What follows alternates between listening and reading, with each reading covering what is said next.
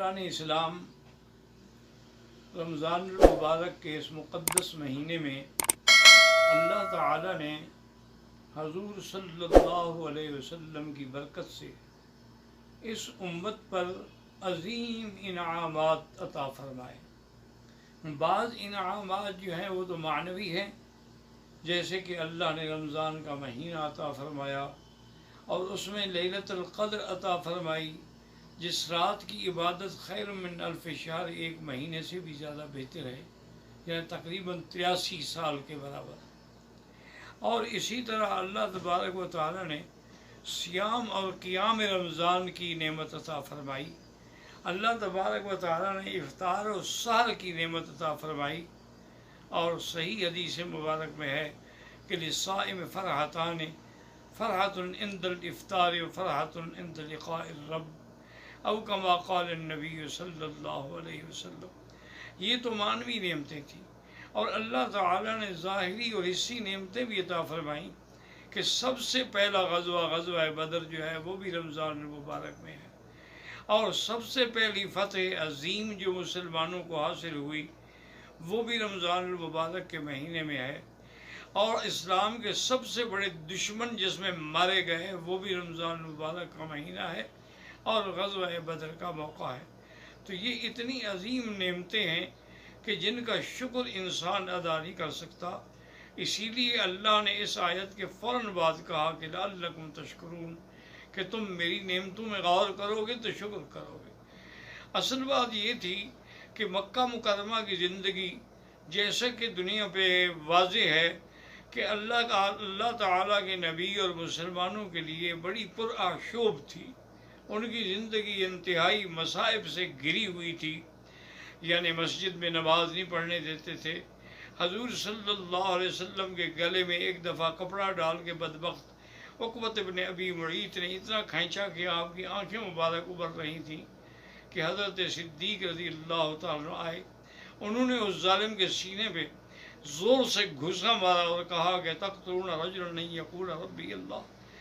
اور اسی طرح حضور صلی اللہ علیہ وسلم نماز فرما رہے تھے، پڑھ رہے تھے، تو جب آپ سجدے میں گئے تو ظالموں نے ایک جانور کا پورا اوج لے کے حضور صلی اللہ علیہ وسلم کی پشت پہ رکھ دیا، لیکن پھر بھی حضور سبحان ربی الاعلیٰ، سبحان ربی الاعلیٰ کے وظیفے میں مشغول رہے کہ مولا تیری شان ہے کہ آج کفر کے ہاتھوں میں کعبہ ہے اور تیرے نبی کو کوئی نماز بھی نہیں پڑھنے دیتا ہے۔ اور اسی طرح شیب ابی طالب میں قریش مکہ نے مقاطعہ کیا 3 سال تک برابر، یعنی حضور صلی اللہ علیہ وسلم تک باہر کی کوئی چیز نہیں پہنچنے دی۔ حضور صلی اللہ علیہ وسلم نے شیب ابی طالب کی 3 سالہ قید بھی کاٹی، تو یہ بھی مکی زندگی میں تھا۔ اور صحابہ کرام کو اتنا مارا گیا، اتنا ستایا گیا کہ انہیں انگاروں پہ لٹایا گیا، انہیں تپتی ہوئی ریت پہ لٹایا گیا، انہیں پرچھوں میں لپیٹ کے باندھ کے دھواں دیا گیا، اور اسی طرح بعض صحابہ رضوان اللہ علیہ اجمعین ظلم و تشدد سہتے ہوئے فوت ہو گئے۔ سب سے پہلی شہید جو ہے وہ بی بی سمیہ ہے، کہ جن کو ابی جہل نے حکم دیا کہ 2 اونٹ لائے جائیں۔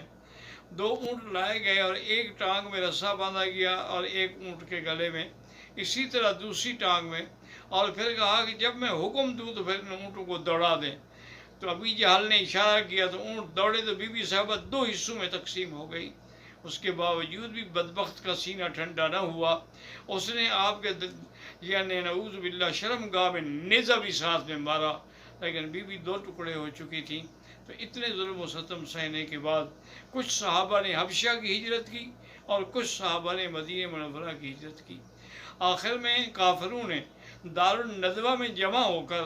فیصلہ کر لیا کہ اب ہم نے اللہ کے پیغمبر کو قتل کرنا ہے،